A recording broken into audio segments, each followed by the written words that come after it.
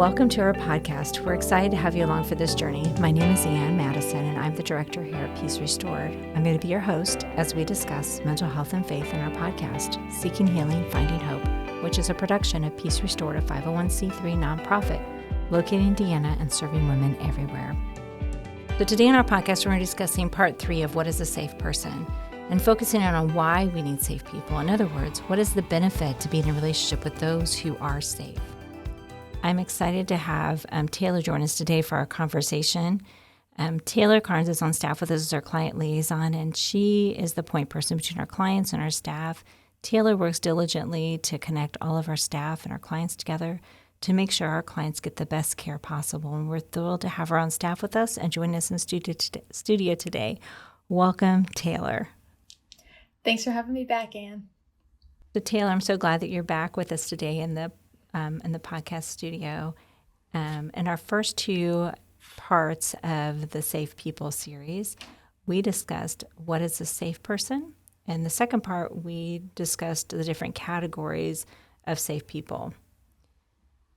You want to expand a little bit about the couple of things we're going to be focusing in on today for our audience? Sure. So in this conversation today, we're going to talk about the reasons we need safe people, and we're going to talk about a lot of different things, but I just want to note that this list is not exhaustive. There's lots of different reasons that we need safe people that we are unable to define all of them in a podcast episode. Yeah, it's really good because I'm excited because when we begin to think about safe people, it really helps us bring clarity to the relationships that are healthy, which can be challenging if you haven't seen very many healthy relationships, right? So before we begin, I'd like you to picture someone that you might think of as being a safe person in your life. Hopefully you have a person in your mind, and I want you to use this person as your example as we continue together, because as we learn and as we process through this, hopefully by having a real life example in your mind, it's going to help you really start to identify some things. And so hopefully you have that person by now. And if maybe you want to just make a mental note of that person and just really be thinking through that as we go. So Taylor, you ready to jump in? Yep, I'm ready. All right, let's go. So why do we need safe people, Taylor? What's some reasons that you can think of that we would need safe people around us?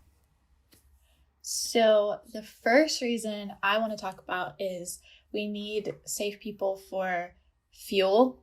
Mm-hmm. So what I mean by that is we are designed to have community with other people. We're designed to have people we can celebrate things with and who we can walk through life with when things are hard. And I think, as we all know now from 2020 and being isolated, isolation is not good. Even if you're a little bit more introverted, there was still some craving for just talking to people, being able to see people.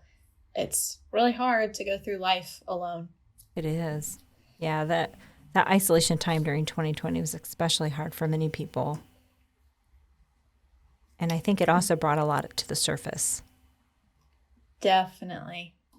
You had to sit with yourself and kind of figure out things that maybe you'd really brushed to the side, and it didn't help that you couldn't see people, or I think a lot of people were trying to get that connection through Zoom or social media or something like that. Because like I said, even if you're introverted, at some point you still need that connection and want it at some point.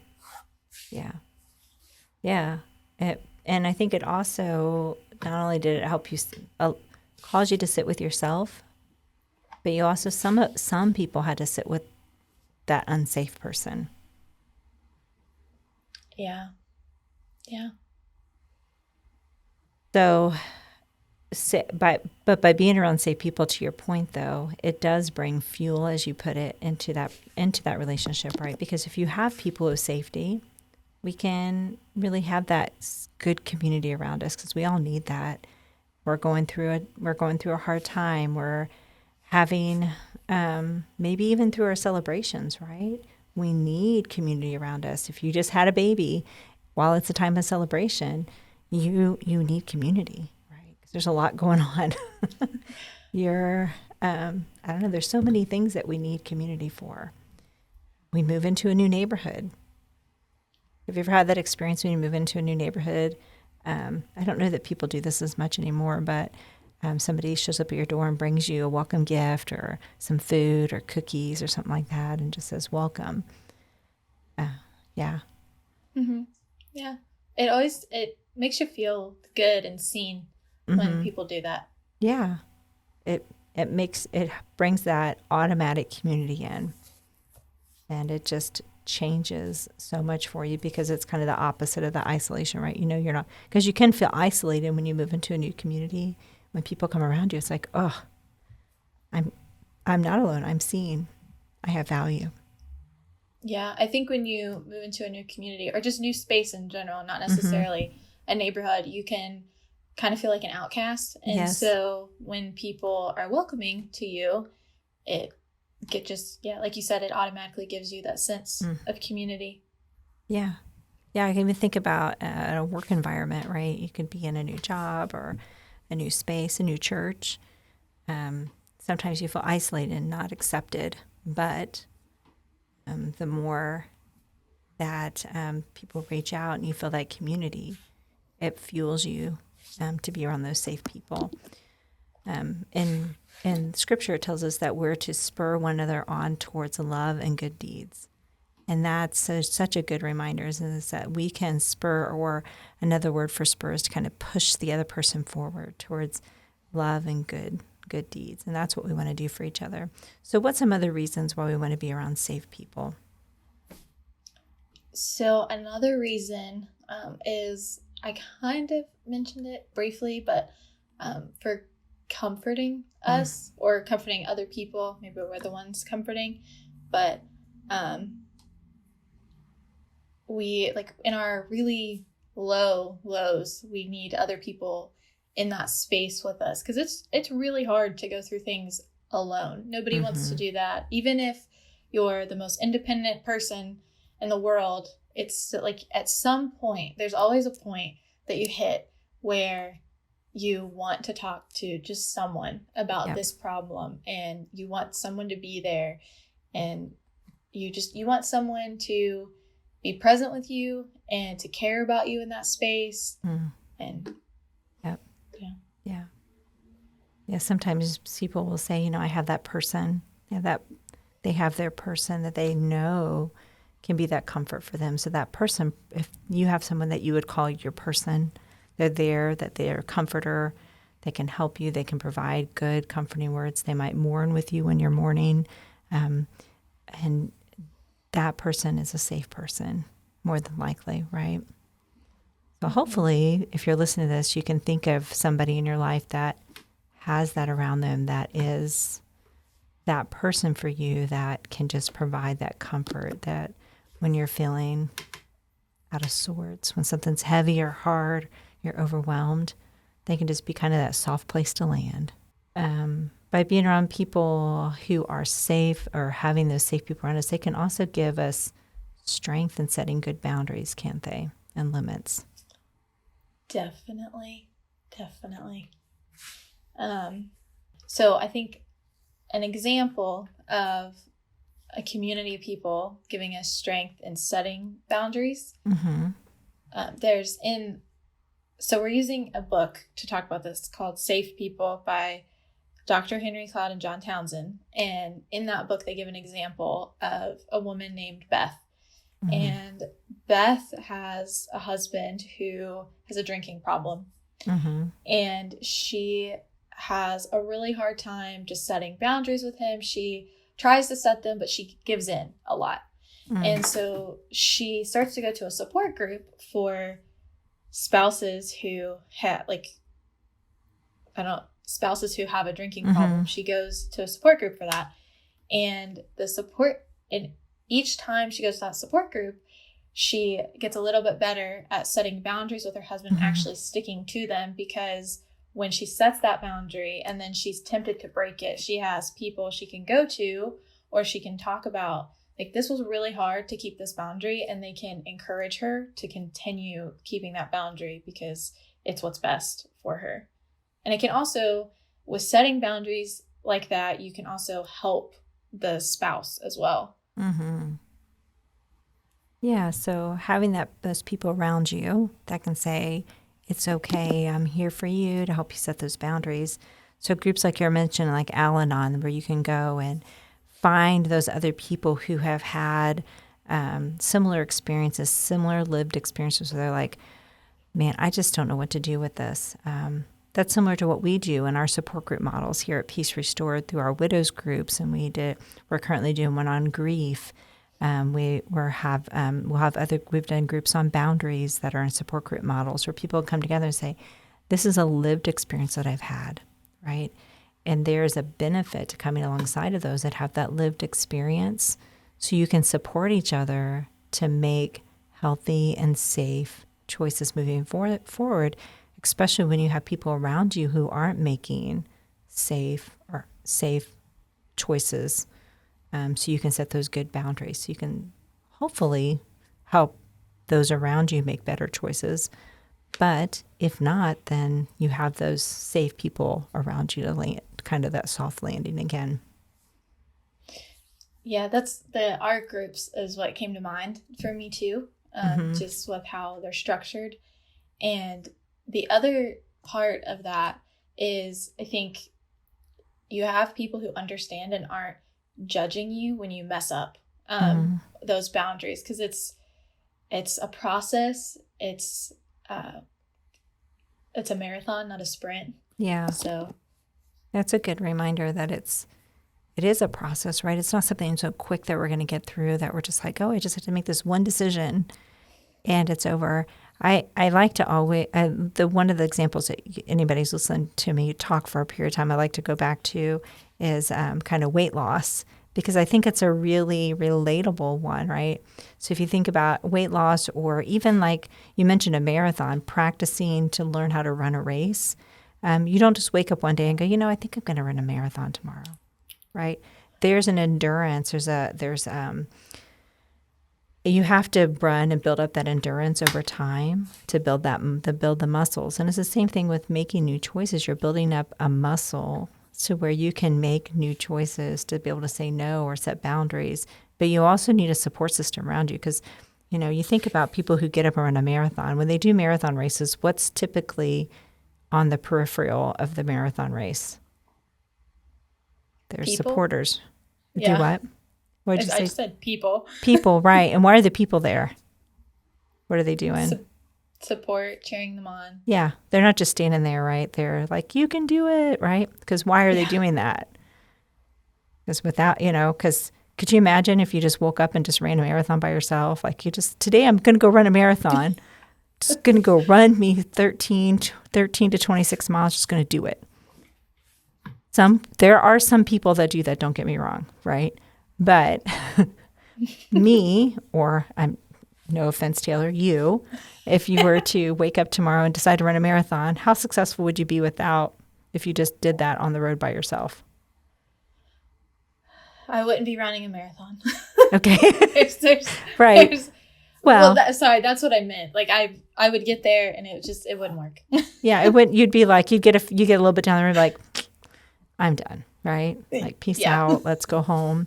But if you had people there spurring you on, like, you can do this, cheering you on, you might be like, oh, maybe I'm better at this than what I thought, and you're going to keep going for a little bit, maybe longer than what you would on your own.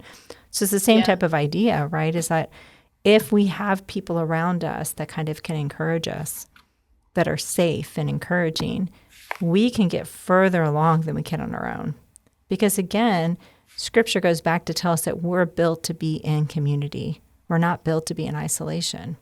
And so that's why we have to make sure our community is safe people who can help us move towards the person that God designed us to be, not keep us in bondage to who we're not designed to be. Yeah. I really like what you said about community just moving us forward and like encouraging us to keep going. I think that's really important to remember. Mm-hmm. Definitely is, because we can get stuck if we're not careful. And I think we have to be careful too, even with the word moving forward, because sometimes we can put an assumption that moving forward is bigger than what we want it to be or we think it should be. So some people might think, well, I haven't, again, if we use the example of the marathon, well, I haven't ran 10 miles, so I haven't moved forward. But maybe your moving forward is a quarter of a mile, and that's okay. The point is that you're moving forward. It's not about the definition, comparing your measuring stick to everybody else's, because maybe the person who ran the 10 miles yesterday was running 6, and today is a moving forward for them. But if you're starting at 0 and you only run a quarter of a mile, that is moving forward for you. So making sure you're measuring your measuring stick is appropriate to where you're at, and you're not measuring off the wrong stick, so to speak. Yeah, I think that's a good point to how having other people in our life and that community can help, because people can remind us that we're our own person and our limits are not someone else's limits, or we're not all trying to do the same thing. So that's right. Yeah. So what is another thing that having a safe person around us might do for us or be a benefit for? So another benefit of having a safe person in our life is helping us learn to really love people and care for them. I think we all like to think we're really good at that. And then when we break it down into some other things, that some of those things might be a struggle. So for example, one that I think is really difficult, but that having other people in our life can help us learn to do, is learning how to forgive other people. I know that's a really tough one. It is. Yeah, because sometimes a couple of things that popped in my mind. One is that when we think of the word forgiveness, we often tie it to forgetting. If I forgive, I have to forget, and that's not accurate. Forgive is the process of letting go. And so it does sometimes, it's good to have safe people around us to learn how to forgive. Because the way we learn to forgive often is how we were raised. And so maybe, what if you were raised in an environment that held grudges, used your actions against you? You probably didn't learn how to forgive very well. Maybe used what you did as a weapon. And so those things can cause you to not want to forgive or know how to forgive well. But then you also talked about how it's really good for us to be able to have those around us to teach us how to love in ways that we maybe didn't know how. I was thinking about that we all have our own blind side, right? So we have things that we don't see, things that we don't recognize about ourselves or we don't see in ourselves. I was reminded of there's a movie that was called The Blind Side. Have you ever seen that? Mm-hmm. And I was kind of remembering scenes from that movie. If you know that was something that she kept talking about. Is there's things that just not only in his football career, right, that he had to know what his blind side was, but just in his life in general, there was things that he just didn't see. And it's the same with us. There's things that we don't see about ourselves, we don't recognize, because it's our normal. It's normative to us. Just like the characters in that movie, it was normative to him that, he lived a certain way or he had certain experiences, right? But until he learned differently or how to love differently, he didn't know that things could be different. He didn't know what a safe person was because his whole life had been unsafe. And so it's a really good example when you think back on. If you haven't watched that movie, it's a good movie to watch to kind of see what a safe person is and an unsafe person is. So maybe if you're listening to this and you haven't watched it, you might want to go, watch that movie on whatever platform you watch movies on and check that out, because I think you could really use this as a way to kind of break it down and see the differences between safe and unsafe people, because there's so many good examples in that movie of that. Yeah, there definitely is. Yeah. Him getting to see just a completely, not just one safe person, but a completely different environment than what he was brought up with. Yeah. Yeah. Is there any scene that kind of sticks out in your mind of either safe or unsafe? No, because I haven't seen the movie in a long time. Okay. But Yeah. I mean, I know the general premise. Yeah. And I've seen it. One of the scenes that kind of pops out to me is when he was learning what it meant to take care of others and what safety meant, and he went back to his old neighborhood. Did you see that one? Do you remember that scene? And they pull up in the car. Do you remember what he did? No. Yeah, he reached over. She was going to get out of the car. The woman taking care of him was going to get out of the car, and he reached over, and he locked her door. It was like, no, this isn't a place for you. You need to be safe. I'm going to care for you because there's unsafe people here, and you are a safe person. He didn't say it in those words, but that's what his actions said. And so because he had been in a relationship with her for a while at this point and was learning the difference between unsafe and safe. And when he learned that, he was able to go, wait, there's a boundary here. And because there needs to be a boundary, you need to stay in the car because outside of this car, it is unsafe. So the other things that can happen when people help us to learn to love, just like we were, kind of talking about there, is the encouraging each other and giving support, right? And so he in that movie, there's again so many good scenes of the encouraging and supporting of what that looks like in a safe dynamic versus an unsafe dynamic. So what's another one that you might think about that would help in helping us to learn with safe people? So safe people help us kind of, I guess, be more comfortable with confrontation. Mm-hmm. Confrontation is pretty much always uncomfortable to most people. And then also safe people can help us be disciplined. Mm-hmm. And you can, from a safe person, you can accept criticism and because they love and care about you, even if they're telling you something you're doing that is maybe harmful to you or other people, because that's typically when most people confront you on something.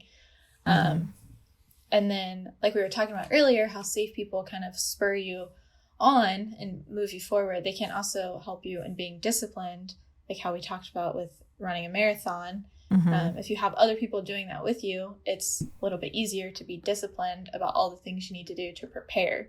Yeah. Yeah. So being able to have that ability to confront, discipline, because we can hear the word confrontation, and what do we mostly do with that word? It makes me tense up. Yeah, we kind of bristle back, right? Like, oh, confrontation, that's terrible. But if it's confrontation in a safe dynamic, again, it's helping people to understand the difference between safe and unsafe. If you have confrontation in a safe dynamic, it should be something to where it's conversational, where you can have a conversation like, look, that wasn't cool, whatever happened, right? And you can explain that and tell them why. The person should be able to hear you, and you guys should be able to talk it out. As opposed to, right, what would be the opposite? What would be an unsafe, if you were to talk through an unsafe example of someone confronting Taylor? So the person would probably pretty immediately get upset, angry, or maybe start yelling, depending on the kind of person, or just completely shut down and not talk to you anymore. Yeah. Or start to blame shift. Yeah, that too. Yeah. For pointing out everything you do wrong. Right. Like, I wouldn't have had to do that if you wouldn't have done that. Like, oh, yeah. That's fun. So having that safe relationship to where you can actually have confrontation, be able to work through what's true and what needs to happen is so important. Because, again, we need to be able to be humble with each other and gentle so we can hear each other, be able to process everything out. We're told in Scripture again that if we're patient, we can be patient, bearing one another's burdens with love, that we want to live in unity with each other. So those are all good things. But we can only do that really in a safe dynamic. If someone's not a safe person, it's so hard to do that. Definitely. And it's really hard to go through the heart, because life happens to everybody. And it's really hard to go through those things alone and to not have someone bear burdens with you. Yeah, for sure. So if you're in a relationship with somebody and you're listening and they're that person you go to and you always feel like you just can't have a conversation with them, please reach out and process through this with someone. If you don't have a circle of safe people around you, you can call us at Peace Restored. Our phone number here is 317-361-5281. And you'll probably get Taylor when you call, and you'll hear her happy voice talking to you and trying to help you as much as she can. But that's what we're here for. We're here not just to do this podcast, but to really support you through whatever it is you're struggling through. So please reach out. If you don't want to call us, you can text us at the same number, 317-361-5281. You can also go onto our website, which is peacerestored.net, and you can reach out to us through our website as well. Maybe you'd rather do it in written communication, that's fine. And of course, you can always reach out to us on our social media pages. We're on Facebook, Instagram, and LinkedIn. And so you can, whatever means of communication works best for you, we want to be available. We also have several groups and classes and counseling and different things of that nature that you can take advantage of. So again, if you're in this space where things are just kind of feeling maybe a little hopeless for you, maybe you're not quite sure what it means to have a safe person, maybe you feel like you don't have any safe people in your life, know that there are safe people where you can reach out and get help to help you identify or maybe find a group of safe people around you. But yeah, it's so important to have safe people in your life. Yes, it is. Yeah. So Taylor, when you think about safety and having safe people around you, what would be one of the, most important things or benefits that you would want to tell our audience to consider when they're thinking about safety and relationship?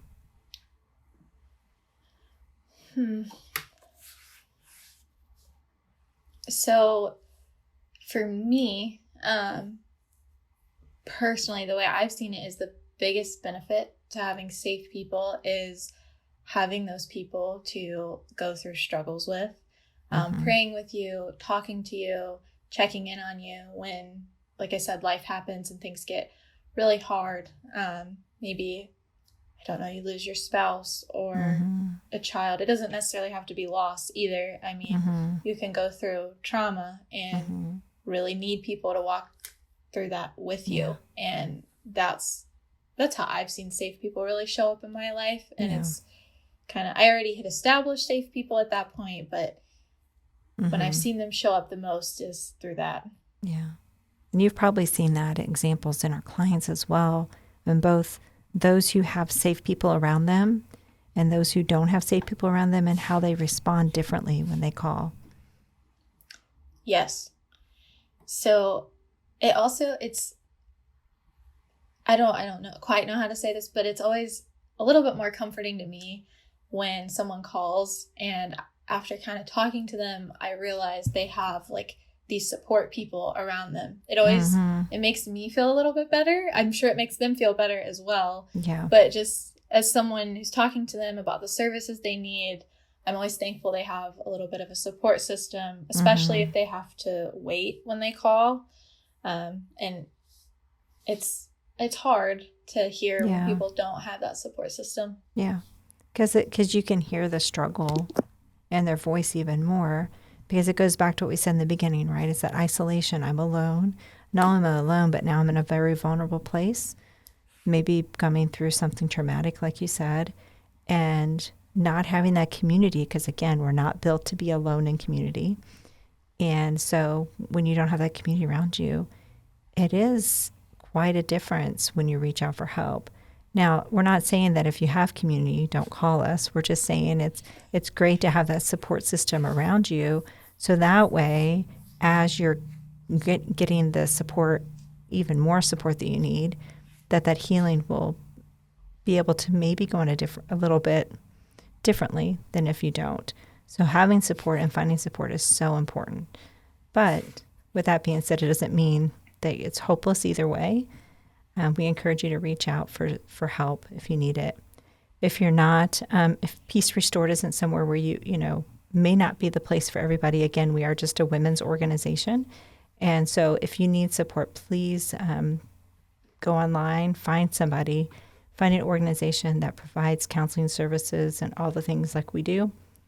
There's many organizations out there you can check into, many places you can receive counseling.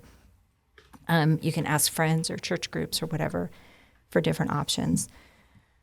But Taylor's has been a really good conversation for today. It has. I've enjoyed it. Yeah. So this topic may have left you wanting to know more about safe people. If so, we're going to be doing another episode. So please stay tuned and come back to our podcast for episode number 4 for What is a Safe Person. But thank you for joining us today. Taylor, I've appreciated you for the conversation and just being part of this today. But for those who are listening, if you've missed any of our previous podcasts, please make sure to check them out. In the meantime, if you'd like to learn more about us, go to our website, which is peacerestored.net. And don't forget to check out our show notes where you'll be able to find the links and additional content and a few videos as well. As we wrap up our discussion today, make sure to stay tuned as we continue to share with you practical ways where you too can seek healing and find hope. Join us on our next podcast where we'll continue to discuss mental health and faith. So come back next time for transformation, growth, and power. This is Peace Restored.